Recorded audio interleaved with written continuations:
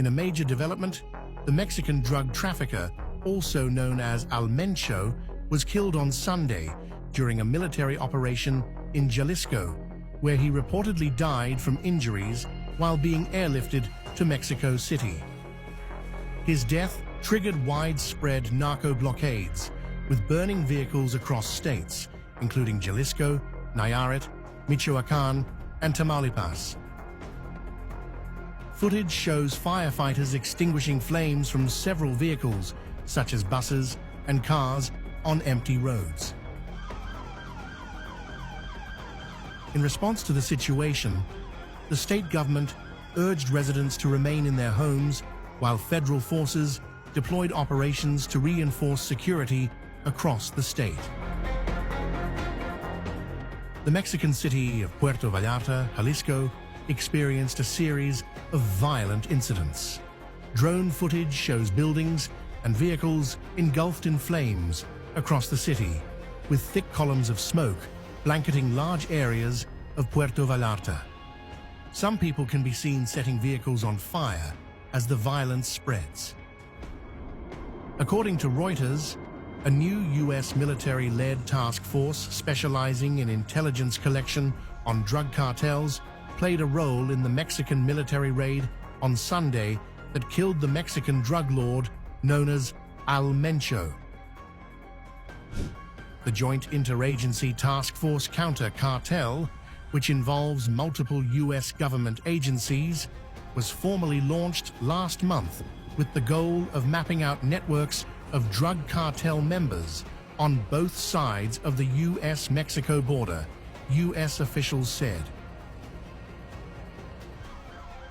Jalisco Governor Pablo Lemus declared the state on Code Red, following a wave of violence after Nemesio Oseguera Cervantes, alias El Mencho.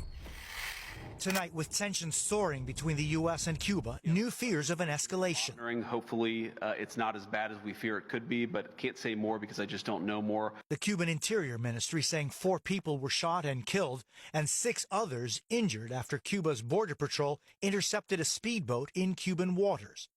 They say the speedboat was registered in Florida and that all of this happened off Cayo Falcones on the island's northwest coast, where Cuban officials say passengers in the speedboat opened fire on Cuba's Border Patrol as they approached, and Cuban officers fired back. The Cuban regime claimed on TV tonight that a Border Patrol commander was injured and that Cuba will protect its territorial waters. Particularly in that region of the world, which is like a powder cake, right? Could blow up at any time. Late tonight, Secretary of State Marco Rubio had this to say. It is highly unusual to see shootouts in open sea like that. But we're going to find out. We're not going to base our conclusions on what they've told us. All of it as President Trump is amping up pressure on Cuba's communist regime, blocking virtually all oil shipments to the island. President Trump has been telling the Cuban regime to make a deal. Cuba is right now a failed nation. The United States and Iran are set to hold fresh talks in Geneva, talks that many experts fear could be the final attempt at diplomacy before confrontation replaces conversation. And the stakes are clearly high. According to Washington, they may even be existential. Here's why we are saying that. During his State of the Union address, U.S. President Donald Trump revealing Iran is developing missiles that could soon strike America. Listen to this. They've already developed missiles that can threaten Europe and our bases overseas, and they're working to build missiles that will soon reach the United States of America. And reacting to Trump's pressure tactics, Iran's parliament speaker has said the U.S. could either try diplomacy or face Iran's wrath.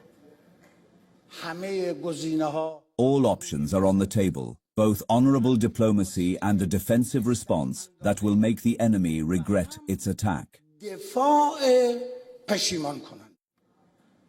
And according to the U.S. Congressional Research Service, Iran possesses short and medium-range ballistic missiles capable of striking targets up to 3,000 kilometers away.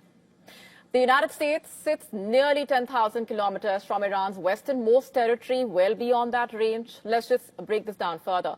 According to media reports, Iran's Shahab series possesses missile range of up to 10,000 kilometers.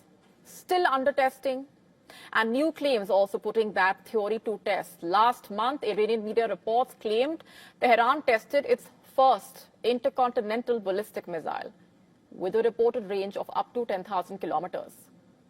A report by Defense Security Asia citing Tasnim and Fars News Agency reporting that the missile was launched towards the Sea of Siberia, reportedly with Russian approval for overflight.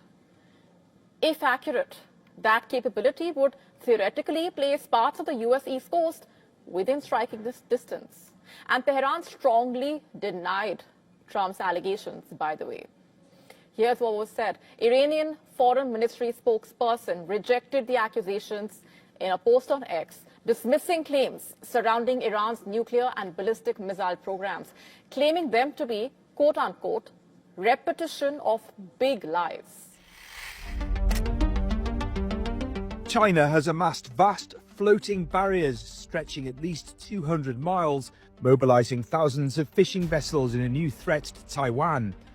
An animation created using ship tracking data shows around 1,400 boats gathering in the East China Sea in two recent operations that went largely undetected.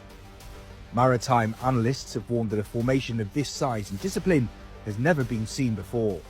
The boats are seen forming wall-like parallel or L-shaped lines so dense that some approaching cargo ships appear to skirt around them or have to zigzag through.